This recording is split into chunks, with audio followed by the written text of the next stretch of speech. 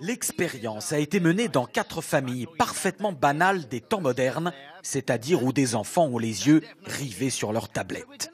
L'objectif est d'observer ce qui les poussera à quitter leur écran des yeux, alors qu'autour d'eux, la réalité change. Les parents sont complices de l'expérience. Début modeste avec changement des tableaux au mur, aucune réaction. Plus audacieux, la mère de famille est échangée avec une inconnue portant la même couleur de vêtements. Les enfants ne remarquent toujours rien. Comble de l'indifférence, de faux frères et sœurs, parfaits inconnus eux aussi, s'installent à table sans le moindre détournement de regard de ceux captivés par l'écran. Il faudra attendre la coupure d'Internet au moyen d'un brouilleur pour que les enfants découvrent que le monde réel autour d'eux a changé.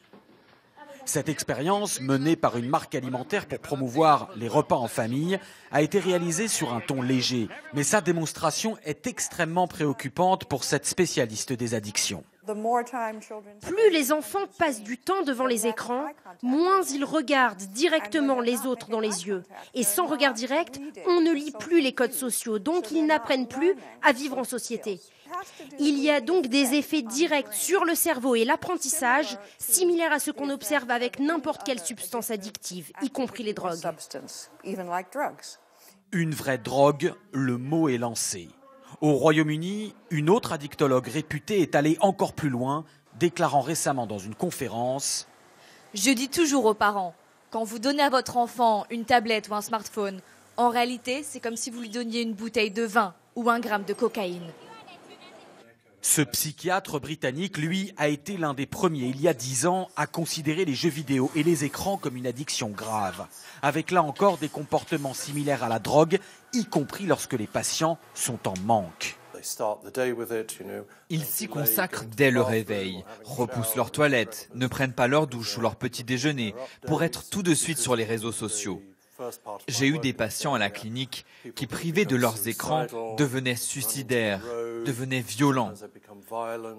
J'en ai eu qui nous menaçaient avec une batte de baseball si on leur coupait leur connexion Internet. Sans atteindre une telle extrémité, la famille Cook subit cette dépendance aux écrans. Le fils sur son smartphone, la fille sur sa tablette et des parents qui se sentent dépassés. Quand je vois les réactions de mon fils, si on lui enlève son portable, c'est une addiction. On va peut-être devoir faire une intervention. Je plaisante pas, c'est comme un drogué. L'intervention, cela peut être ceci, un sevrage, qui utilise là encore les mêmes techniques que pour les addictions à la drogue. Au Royaume-Uni et aux États-Unis, de nombreuses institutions proposent des cures de désintoxication en pleine forêt. Ce jeune homme est là depuis plusieurs semaines et semble littéralement renaître. Je commence enfin à me dire, va dehors, il y a un monde entier à voir et à explorer. Et quand tu ne fais que fixer ton écran, c'est vraiment malsain. Des cures loin du monde technologique. Dans ce centre, il n'y a qu'un seul téléphone du siècle dernier.